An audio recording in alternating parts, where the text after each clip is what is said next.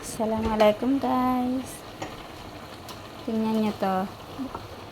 Gagawa tayo ng bukayo. Yung ipalaman natin sa daral. Luluto tayo ng daral. Ayan. Ito nga pala yung gagawin nating daral. Ito siya. Harina lang to siya. Minix mo sa tubig. At nilagyan din namin ng konting vanilya. Ang paamoy ba? Mabango. Tapos ito nga pala yung nyug. Pinaglagyan ng nyug kanina. Yan. Grated coconut.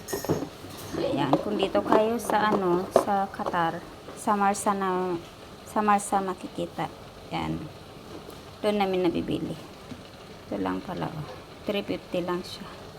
Isang container na ganyan. Ito na siya. Kanina nilaga ko lang siya para malambot. Kasi nga, matanda na yung nyug. Hindi kagaya sa atin na yung malambot pa siya. Ayan. Naglalagay nga pala tayo ng harina. Ganyan siya. Para maging malapot yung yung bukayo natin.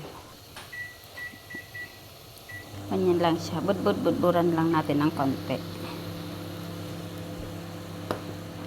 Dahil buhag-hag yung natin, yung harina, yung bukayo. So, maglagay tayo ng konting harina. Para maging sticky siya. Mag-stick siya ng konti. Yan, ganyan. Yan, pwede na.